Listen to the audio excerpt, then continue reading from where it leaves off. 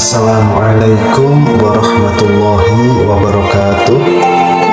Alhamdulillahirabbil alamin wa bihi nasta'inu ala umuri dunya waddin wa ala alihi wa sahbihi ajma'in, amma ba'du. Sahabat azam yang dirahmati Allah Subhanahu wa taala, semoga senantiasa kita selalu diberikan kesehatan, rezeki yang banyak serta barokah. Amin Allahumma amin. Sahabat azam, dalam kesempatan kali ini saya akan menceritakan tentang kisah Barsiso Al-Abid.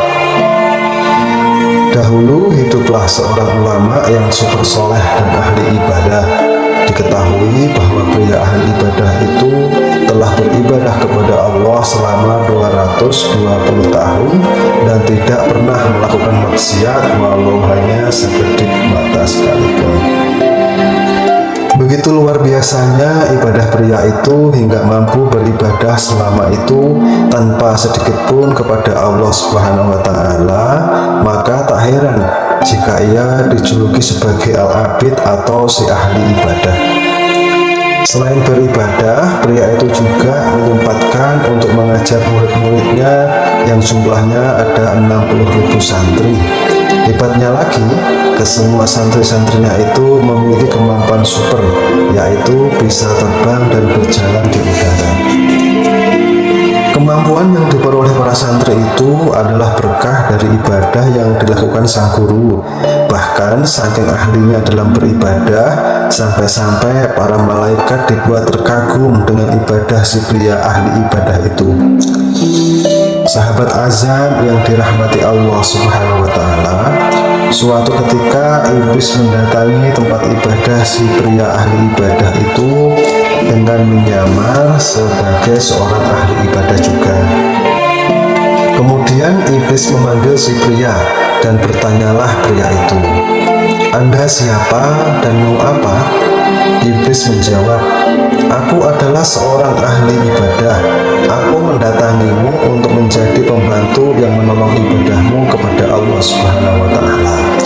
Si pria berkata, "Barang siapa yang mau beribadah kepada Allah, maka Allah lah yang akan mencukupi orang yang beribadah itu." Iblis lantas memulai aksi jahatnya. Ia pertama-tama mulai melakukan sandiwara dengan cara berpura-pura beribadah kepada Allah selama 3 hari. Dalam masa itu, iblis beribadah tanpa makan, tanpa minum, dan tanpa tidur. Ibadah iblis ini lalu membuat pria ahli ibadah itu terkagum-kagum. Pasalnya, ia sendiri sudah beribadah selama 220 tahun, tapi masih belum mampu meninggalkan berbuka saat puasa, tidur, makan, dan minum. Tetapi iblis malah mampu. Lalu pria ahli ibadah itu meminta tips dan cara kepada iblis supaya bisa kuat beribadah seperti itu. Iblis lantas mengaku bahwa dirinya bisa seperti itu karena dulu pernah berbuat dosa. Bila saat dosa-dosa itu diingatnya, maka ia tak nafsu lagi untuk makan dan tidur. Iblis lantas menyuruh pria ahli ibadah itu untuk bermaksiat kepada Allah dahulu, kemudian kembali lagi bertaubat. Iblis mengatakan jikalau Allah adalah zat yang maha penyayang, dengan cara itu nantinya bisa didapat akan manisnya sebuah ketaatan. Pria ahli ibadah rupanya tertarik. Ia lantas bertanya, "Apakah yang harus kuperbuat?" Iblis menjawab, "Berzina saja." Si pria berkata, "Aku tak akan mau melaksanakan hal itu." Iblis lalu memberikan pilihan lain, "Kau bunuhlah orang yang beriman." Si pria membantah lagi, "Aku tak akan berbuat hal itu juga." Iblis lantas kembali menawarkan opsi lainnya, "Bagaimana kamu minum arak yang bikin kamu mabuk? Minum arak itu sudah yang paling ringan dan hanya akan membuat Allah marah kepadamu." Lalu pria ahli ibadah menanyakan lokasi di mana menemukan minuman arak. Iblis lantas memerintah pria itu untuk pergi ke sebuah perkampungan. Nanti di tempat itu akan ada penjual arak. Si pria lalu mengikuti petunjuk iblis itu. Ia pergi ke perkampungan yang dimaksud, dan ketika sampai, dia menjumpai ada seorang wanita penjual miras yang berwajah cantik. Lalu ia membeli minuman arak kepada si wanita. Setelah dibeli, pria itu lalu meminum arak itu hingga akhirnya mabuk. Dalam kondisi mabuk berat, pria ahli ibadah itu lalu melakukan hubungan terlarang. Ia berzina dengan penjual miras yang berparas cantik itu. Hilangnya kesadaran akhirnya membuat si pria lupa akan dosa dan azab Allah. Lalu tindakan bejat keduanya lantas dipergoki oleh suami wanita penjual miras itu. Pria ahli ibadah itu lalu tak tinggal diam. Ia lalu memukuli suami si wanita sampai babak belur, bersimbah darah dan hampir saja mati. Setelah kejadian itu, iblis memanfaatkan situasi untuk menjebak si pria ahli ibadah. Ia lalu menyamar menjadi seorang, lalu melaporkan tindak kriminal itu kepada sang raja.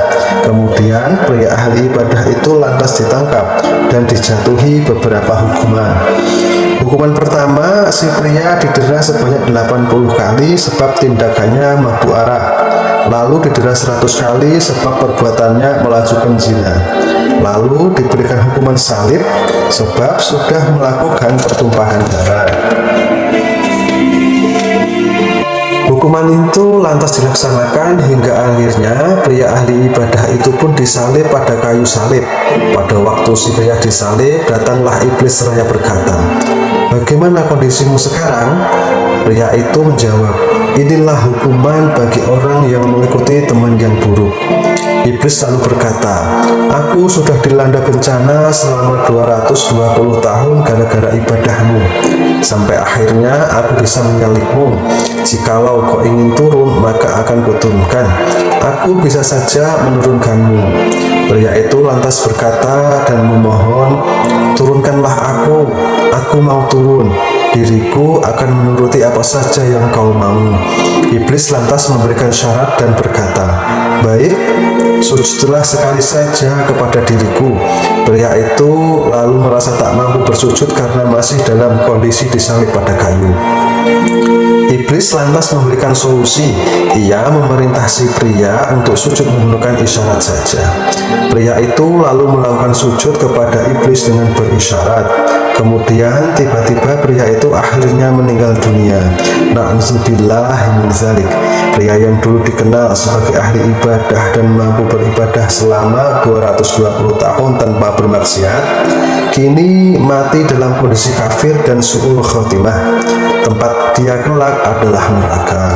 Sia-sialah seluruh amal ibadahnya selama ini sebab mau menuruti bujukan iblis untuk meminum khamr dan melanggar larangan Allah. Padahal sebelumnya pria itu sangat dikagumi oleh para malaikat. Itulah sepenggal kisah nyata yang dialami oleh seorang tokoh agama yang dikenal dengan nama Barshiso Al-Abid.